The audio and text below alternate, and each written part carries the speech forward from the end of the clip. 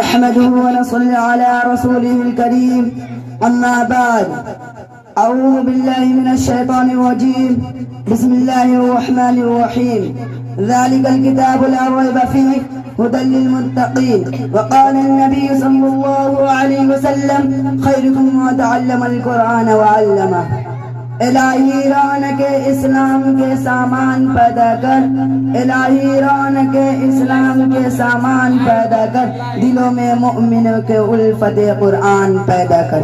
صدر محترم، اسٹیج پر رونق افروز بزرگان دین اور حاضرین جلسہ، آج کے اس محفل میں اور آج کے اس مبارک اجلاس میں میرا موضوع سخن دنیا کی سب سے پاکیزہ اور مقدس کتاب قرآن پاک ہے۔ ہمیں چڑھتے سورج کی طرح یقین ہے کہ اس کا ایک ایک حرف سچا اور صادق ہے۔ وہ قرآن پاک جس کی زبان مقدس، بیان مقدس اور جو فصاحت و بلاغت کا ٹھاٹے مارتا سمندر ہے، جس کے متعلق ارشاد ربانی ہے، قرآن وہ کتاب ہے جس کے صادق ابر حق ہونے میں کوئی شک و شبہ نہیں، اور جس کے بارے میں محسن انسانیت حضور پاک صلی اللہ علیہ وسلم نے ارشاد فرمایا، تم میں سے سب سے بہتر وہ شخص ہے جو قرآن کریم کو سیکھے اور سکھائے۔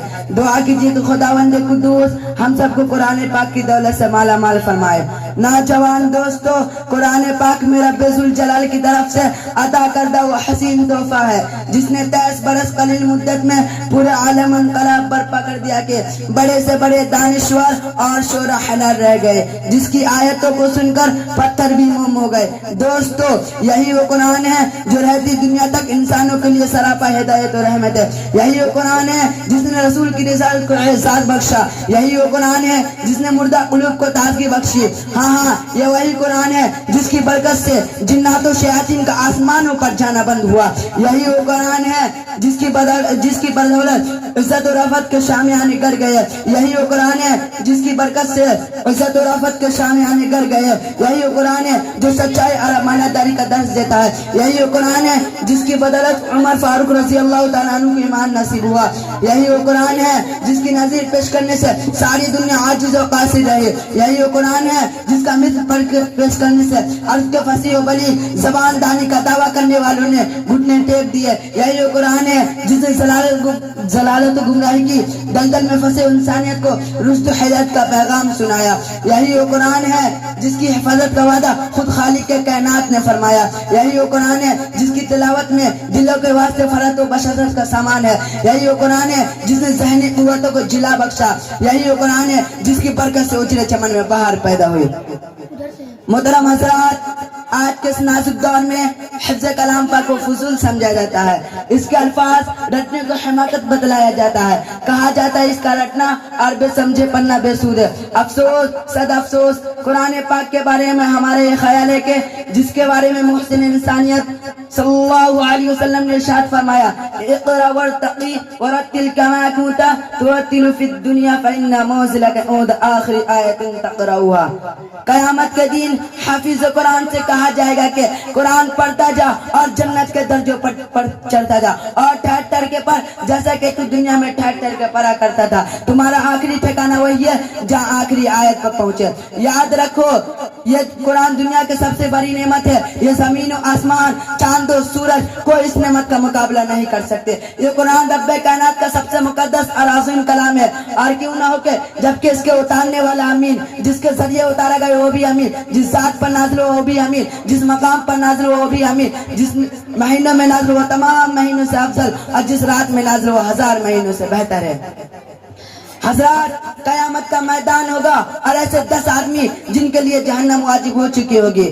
حافظ قرآن اپنی رب کی بارگاہ میں سفارش کرے گا اور پروردگار عالم اس کی سفارش کو قبول کرے گا، اور حافظ قرآن کی برکت سے اس کو نجات عطا ہوگی۔ محترم دوستو، قرآن آیا تو زمان و مکان میں زندگی آئی، قرآن آیا تو عدل و مساوات کا پیغام آیا، قرآن آیا تو مذہب اسلام پھیلا، قرآن آیا تو مردہ قوم زندہ ہوئی، قرآن آیا تو کیسر و کسرا کا غرور خاک میں ملا، قرآن آیا تو باطل کے لہراتے جھنڈے ٹوٹ پڑے، قرآن آیا تو کفر شرک دم توڑ گیا، قرآن آیا تو انسانوں کے پجاری خدا کے ماننے والے بنے، قرآن آیا تو توحید ملی، ایمان ملا، قرآن آیا تو گلستہ کو باہر حسن عطا ہوا، قرآن آیا تو روشنی آئی، قرآن آیا تو تاریکی की गफूर हुई, कुरान आए तो इंसानों के पुजारी खुदा के मानने वाले बने, कुरान आए तो शराफत और इज्जत मिली, कुरान आए तो ज़लात और गुमराही की वादियों में भटके हुए इंसानों का दर्द गम मिला, कुरान आए तो दोस्तों सब कुछ मिला। मुसलमानों समझो और होशियार हो जाओ, गफलत का पर्दा चेक करो, कुरान पाक से वाबस्ता हो जाओ, वरना याद रखो तारीख हमें कभी माफ नहीं करेगी। हाज़रीन जलसा, जानिसार सहाबाए किराम के कुतुब खाना में कुरान पाक के अलावा और कोई किताब ना थी, इसी को लेकर वो आगे बढ़े और कामयाबी उनको कदम चूमती चली गई। वो कुरान ही था जिसकी बरकत से बदर के मैदान में 313 ने मक्का की किस्मत पलट दी। आज हमें करोड़ों में मगर दूसरी कौमें हम पर सवार है, जान हमारी महफूज नहीं, माल हमारा महफूज नहीं, इज्जत और आबरू से हमारी खिलवाड़ है, ना हमारी मसाजिद महफूज है, ना हमारी मदारिस महफूज है, जुल्म और सितम की चक्की हमारे लिए घूम रही है। मुसलमानों एक दौर होता कि मुसलमानों का मुकाबला हामान बिन वली से होता है, उस दुश्मन खुदा और दुश्मन रसूल के पास ताकत और कुव्वत है, 60,000 फौज का लश्कर जर्रार है, मुसलमानों की फौज 10,000 है, इस्लामी फौज के कमांडर हजरत खालिद बिन वलीद रज़ी अल्लाह ताला अन्हु है। मुसलमानों को उसका इल्म भी नहीं कि दुश्मन के पास कितनी फौज है। मशवरा होता है,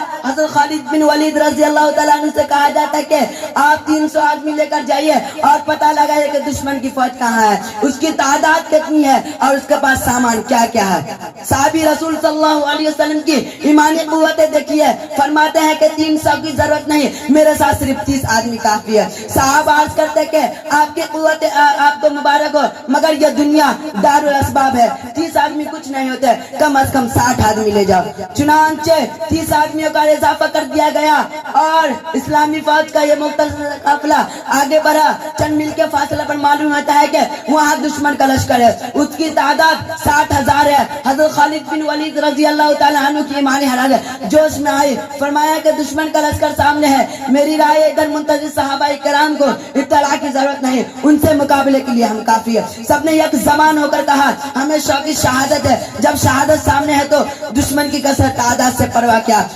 इस और इस्लामी फौज का ये मुजाहिद आजम सब बनाता है, दूसरी तरफ 60,000 का लश्कर है।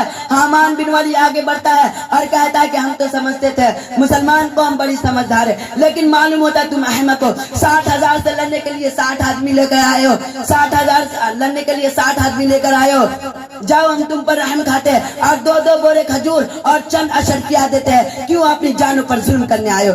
दोस्तों जिगर पर हाथ रखिए, सुनिए हज़रत खालिद बिन वलीद रज़ी अल्लाह ताला अन्हु फरमाते हैं तू आज बनकर आया या कमांडर बनकर आया है, तुझे शर्म नहीं आती, अपनी बुज़दिली को वाक़ के पर्दे में छुपाता है, तुम्हें लड़ने की ताकत और कुव्वत नहीं है। हामान बिन वली इस्लामी मुजाहिद उस लड़का को सुनकर जोश में आता है और फौज को हुक्म देता है कि पकड़ लो उन 60 आदमियों को। चुनांचे 60,000 का हमला होता है और सहाबाए किराम उसमें घुस जाते हैं। रावी कहता है कि रसूल खुदा के वो जानबाज सिपाही तो घुसते हुए नजर आए, फिर नहीं पता वो कहा, सिवाय तलवार की चमक और खचाखच के कुछ नजर न आता था। सिर्फ 3 घंटे में जंग का फैसला हो जाता। तारीख शाहिद है, जमीन आसमान गवाह के 60 ने 60,000 का मुंह फेर दिया।